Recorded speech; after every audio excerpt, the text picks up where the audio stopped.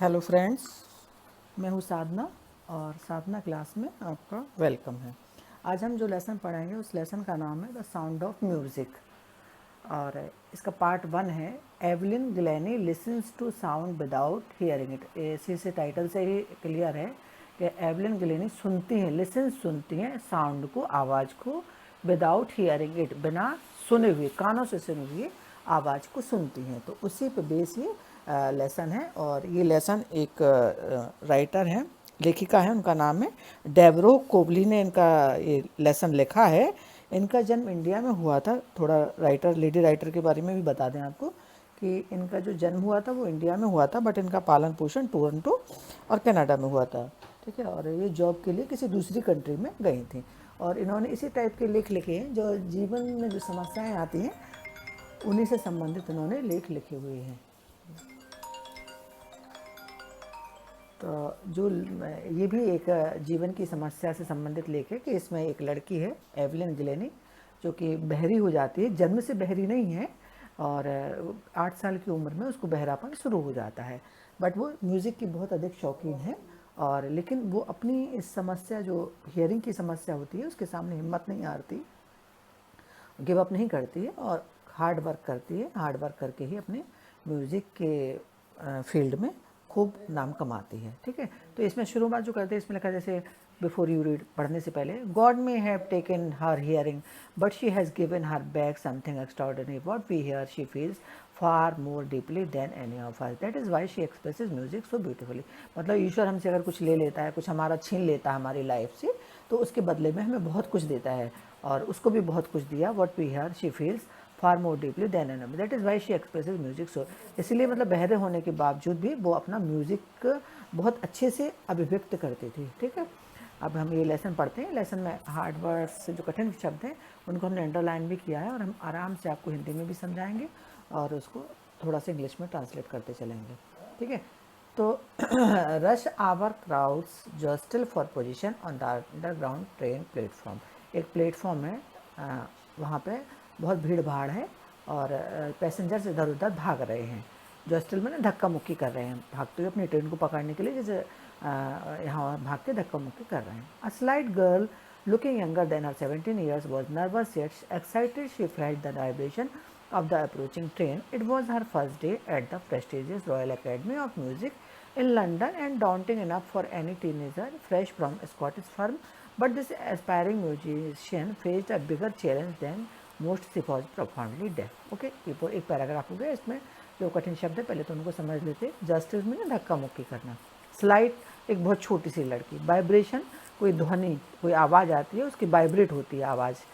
Prestigious royal academy मैंने बहुत सम्मानित, बहुत फेमस एकेडमी है म्यूज़िक की, वो लंदन में है। स्कॉटिश फर्म, स्कॉटिश फर्म में वो रहने वाली है। और प्रोफाउंडली डेफ मैंने बहुत ज़्यादा, पूरी तरह से बहरी।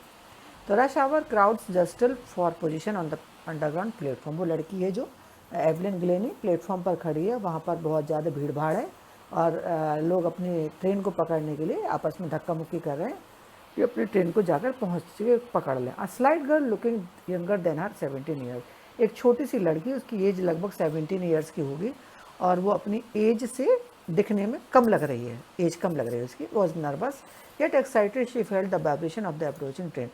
मतलब वो नर्वस भी है बट एक्साइटेड है, बहुत ज़्यादा उत्साह है उसमें किसी चीज़ के लिए। वो क्या है, it was the first day at the Prestige, ये आज उसका पहला दिन है prestigious royal academy of London, London की जो फेमस एकेडमी है उसमें आज का उसका पहला दिन है।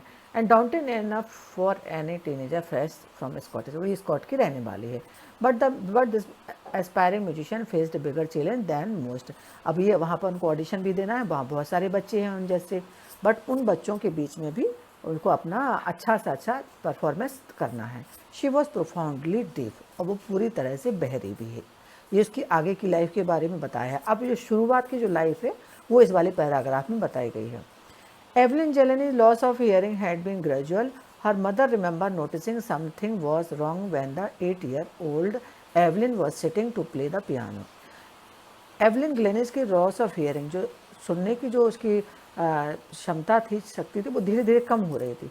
हर मदर रिमेंबर, उसकी माँ को ये अच्छी तरह से याद है कि जब वो 8 साल की थी तो Evelyn was waiting to play a piano, piano को मतलब बजाने का वेट कर रही थी। स्कूल में कोई प्रोग्राम हो रहा था तो उसका भी नंबर आने वाला था पियानो बजाने के लिए, और एंकर जो थे स्टेज पे तो बाकी बच्चों का नाम लिया, उसके बाद एवलिन का भी नाम लिया कि भाई आप आपका नंबर आपका आया है, आप आके स्टेज पे और पियानो को बजाइए, प्ले करिए। They called her name and she did not move, उन्होंने उसका नाम बुलाया, पुकारा, लेकिन उसने कोई भी रिएक्शन नहीं दिया। I suddenly realise she had not heard, ये उसकी माँ बोल रही है, आई सडनली रियलाइज, मुझे अचानक से मतलब ऐसा फील हुआ कि वो सुन नहीं सकती है, ये उसकी माँ को लगा। उसकी माँ का नाम क्या है? इसाबेल ग्लेनी, ठीक है।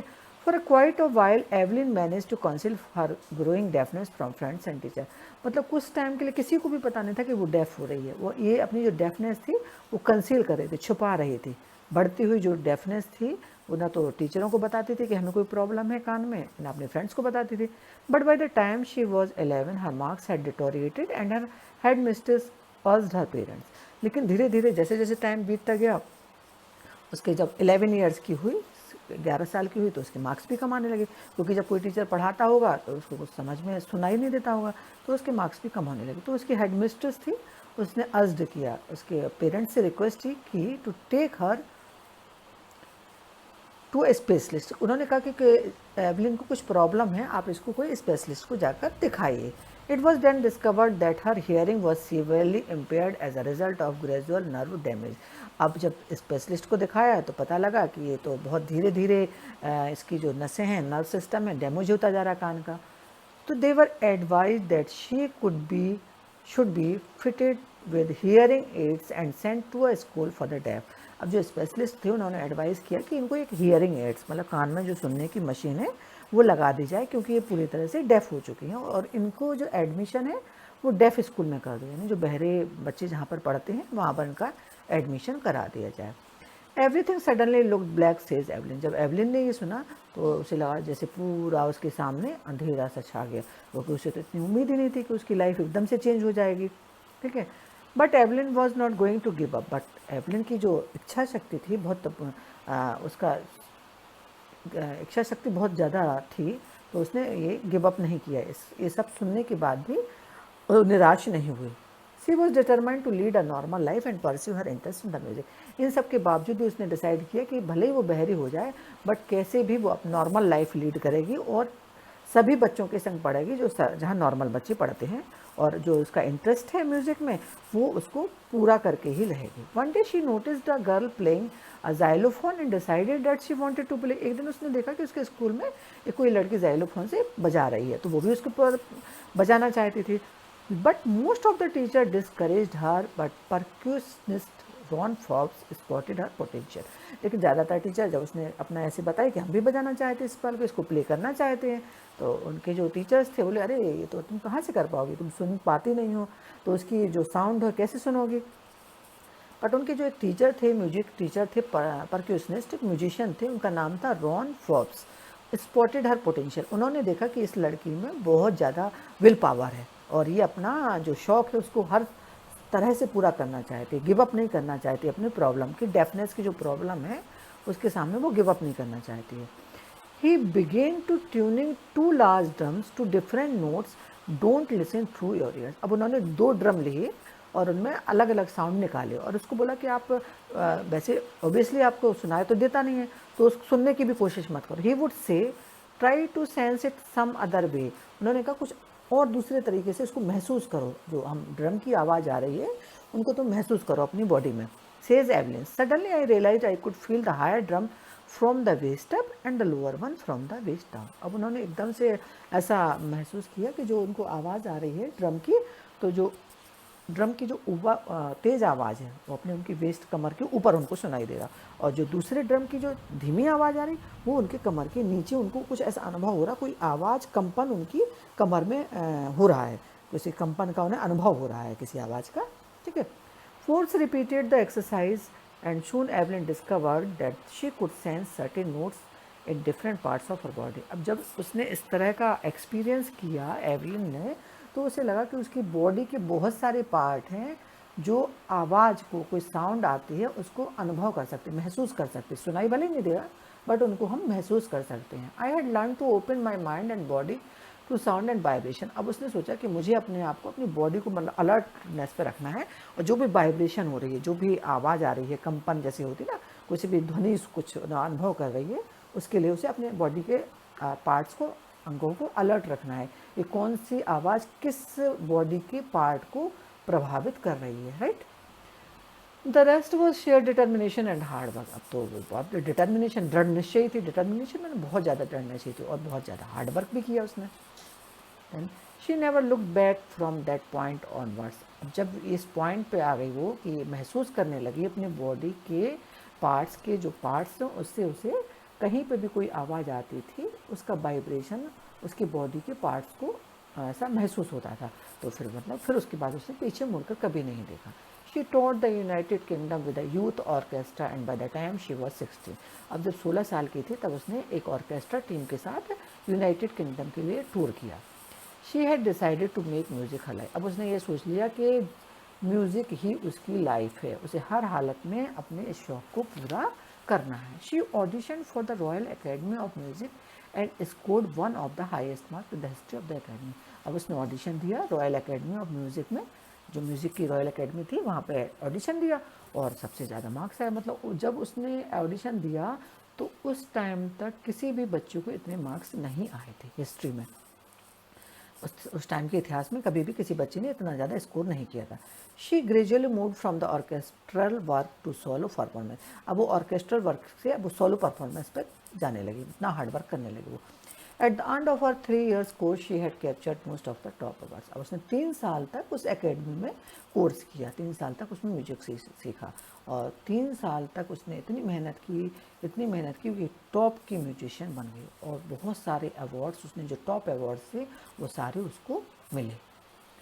And for all this, Evelyn would not accept any hint of heroic achievement. If you work hard and know where you are going, you will get there. मतलब वो कहती है कि ये कि हीरोइक अचीवमेंट एक बहुत बड़ी उपलब्धि थी कि बहरी होने के बावजूद, संगीत तो एक ऐसी चीज़ है कि आप जब सुनोगे तभी आप उसको बोल सकोगे, गा सकोगे या बजा सकोगे, बट बहरी होने के बाद भी उसने अपनी कड़ी मेहनत से अपने शौक़ को पूरा किया, और अच्छी उपलब्धि भी मिली उसको, अवार्ड्स भी मिले और नाम भी कमाया। And she got right to the top, the world's most sought after multi-percussionist with the mastery of some 1,000 instruments and hectic international schedule। और अब वो इतनी ज़्यादा मास्टर हो गई थी म्यूजिक में कि उसने thousands of instruments, हजारों इंस्ट्रूमेंट्स में, हजारों म्यूजिक के जो बजाने वाले यंत्र हैं उन पर उसने मतलब उसको कमांड हो गया, और एक इंटरनेशनल म्यूजिशियन वो बन गई। It is intriguing to watch Evelyn function so effortlessly without hearing. ये बड़ा अजीब सा लगता था कि वो एवलिन को ऐसा देखना फंक्शन, जब वो कहाँ ऐसे परफॉर्मेंस देती थी कि मतलब वो सुनती तो नहीं है बट बड़ी उससे वो परफॉर्मेंस बड़ी पूरी बहुत अच्छी तरह से देती थी कि सारे लोग मतलब आश्चर्यचकित हो जाते थे। In our 2 hour decision she never missed a word, man with bushy hair beard give me a trouble, she laughed. It is not just watching the lips, it is the whole face, specially the eyes. मतलब जब वो बोलती थी तो उसका जो चेहरा का जो एक्सप्रेशन होता था वो देखने लायक था। She speaks flawlessly with Scottish lilt. वो स्कॉट की रहने वाली थी तो बड़ी फ्लॉलेसली, बिना रुके, बिना गलती किए हुए, विदाउट एनी, फ्लॉलेसली मैंने विदाउट मिस्टेक, और स्कॉटिश बोलती थी। My speech is clear because I could hear till I was 11। वो कहती है कि हम 11 साल तक के थे, तब तक तो हमें सुनाई देता था, थोड़ा कम हो गया था बट सुनाई देता था। She says but that does not explain how she managed to learn French and master basic Japanese. मतलब लेकिन फिर उसने ये नहीं बताया कि उसने फ्रेंच भी सीखी थी और जैपनीज़ भी सीखी थी आपके आफ्टर डेफनेस के बाद। As for music she explains it pours in through every part of my body. वो कहती है, बताती है ऐसा कि जब म्यूज़िक कोई बनता है, बजता है या कोई हमें सुनाई देता है तो हमारी पूरी बॉडी के जितने भी पार्ट्स हैं सारे भी इफेक्ट करते हैं, उससे प्रभावित होते हैं। It tingles in the skin, मतलब स्किन, जो हमारी स्किन है बॉडी की, my cheek bones, even in my hair, यानी इन सभी जगह पे हमें ऐसा वाइब्रेशन होता है। कोई भी म्यूज़िक बज रहा हो तो उसकी हमें अनुभूति होती है, उसका एहसास होता है। When she plays xylophone, she can sense the sound passing up the sticks into her fingertips By leaning against the drum, she can feel the resonance flowing into her body. On a wooden platform, she removes her shoes so that the vibration pass through her bare feet and up her legs. जब भी वो उस पर करती थी, platform पे अपनी performance करती थी, तो मोस्टली वो वुडन परफॉर्मेंस पर वुडन प्लेटफॉर्म पर परफॉर्मेंस करती थी और शूज़ को हमेशा उतार देती थी, क्योंकि जो शूज़ जब उतारेगी तभी उसके जो पैर हैं वो ज़मीन से टच होंगे, और जब टच होंगे तभी कोई चीज़ वाइब्रेट होकर उसकी बॉडी को प्रभावित करेगी, और उसी से उसको समझ में आएगा कि किस टाइप की साउंड आ रही है। Not surprisingly Evelyn delights her audience. मतलब ये कोई बड़ी बात नहीं है, उसकी इतनी मेहनत थी कि सारे ऑडियंस जब भी वो परफॉर्मेंस करती थी, सभी दर्शक लोग थे ना, बहुत ज़्यादा एक्साइटेड होते, बहुत मज़ा लेते थे। In 1991 she was presented with the Royal Philharmonic Society's prestigious soloist of the year award. अब 1991 में उसको जो फिलारमोनिक सोसाइटी का सबसे सम्मानित सोलोइस्ट अवार्ड था वो उसको मिला 1991 में। She is master percussionist James Blatt. God may have taken her hearing, but he has given her back something extraordinary. जो वहाँ के होंगे परक्यूशनिस्ट थे, उनका नाम था जेम्स ब्लैड्स। जेम्स ब्लैड्स था इनका नाम। और ये उन्होंने बोला कि जब ईश्वर किसी से कुछ छीन लेता है, जैसे उससे उसकी सुनने की पावर छीन ली, लेकिन उसके बदले में उसकी जो इच्छा शक्ति, उसकी विल पावर दी भगवान ने, वो बहुत सराहनीय है। मतलब उसकी तो जितना भी प्रशंसा की जाए कम है। But we hear less she feels far more deeply than any of her, that is why she expresses music superbly. इसी कारण है कि वो अनुभव कर रही है सब चीज़ों का, वाइब्रेशन का, म्यूज़िक का, ड्रम का, जो भी साउंड आ रही है उसको बड़ी तन्मयता से, बड़ी तल्लीनता से उसको अनुभव करती है और फिर उसको एक्सप्रेस करती है, अभिव्यक्त करती है। Evelyn confesses that she is something of the workaholic. I have just got to work often harder than classical musician, but the rewards are enormous. Apart from the regular concert, Evelyn also gives a free concert in prison or hospital. मतलब इन सब के बाद भी इतनी ज़्यादा वो famous हो गई थी कि कॉन्सर्ट भी देखती थी, रेगुलर कॉन्सर्ट्स देती थी और काफ़ी अवार्ड्स भी जीतती थी, और इतनी ज़्यादा मेहनत करती थी कि जो उसके क्लासिकल म्यूजिशियन से भी ज़्यादा मेहनत करती थी, और अपनी एज ग्रुप के लोग तो उसके सामने कुछ लगते ही नहीं थे, और वो फ्री में प्रिजन में, जेल में, हॉस्पिटल्स में भी अपनी ये परफॉर्मेंस देती थी। उसके देने का एकमात्र कारण था कि जो हम जैसे लोग हैं, हैंडीकैप्ड हैं, बहरे हैं, देख नहीं सकते हैं, और भी जो कोई कमी है, तो वो हमसे प्रेरणा लें। She also gives high priority to classes for young musician and Richland of the Beethoven Fund of Deaf Children. She is shining inspiration of the for deaf children. जो एनी रिचलन हैं बिथोवन फंड के जो होंगे, कोई सदस्य होंगे, वो कहते हैं कि वो एक इस तरह के जो डेफ बच्चे हैं उनके लिए एक प्रेरणा है। They see that there is nowhere that they can not go. Evelyn Glennie has already accomplished more than most of the people twice of her age. मतलब ये साबित कर दिया था ग्लेनी ने कि वो अपनी एज के जो बच्चे हैं उनसे 2 गुना ज़्यादा मेहनती है, और बहुत ज़्यादा मतलब मेहनती, और बहुत फेमस म्यूजिशियन भी हो गई है। She has brought percussion to the front of the orchestra and demonstrated that it can be very moving. She has given inspiration to those who are handicapped, people who look to her and say, if she can do it, I can. And not the least, she has given enormous pleasure और मिले। और उसने अपने इन सब कामों से हजारों बच्चों को जो डेफ हैं, जिनमें कोई कमी है, उनको प्रेरणा दी कि आप अपने जीवन में जो आई है कमी, उनसे आप परेशान मत होइए, बढ़ते जाइए, अपनी विल पावर को स्ट्रॉन्ग रखिए, आपको क्या करना है, अपना लक्ष्य सामने रखिए, और उस लक्ष्य को पाने के लिए आप कड़ी मेहनत करिए। तो ये वाला हमारा जो लेसन है पूरा कंप्लीट हो गया है। आई होप आपको अच्छे से समझ में आया होगा, और प्लीज़ इसको अपने दोस्तों में भी शेयर करो और सब्सक्राइब भी करो, और मेरा उत्साह भी बढ़ाइए। Thank you.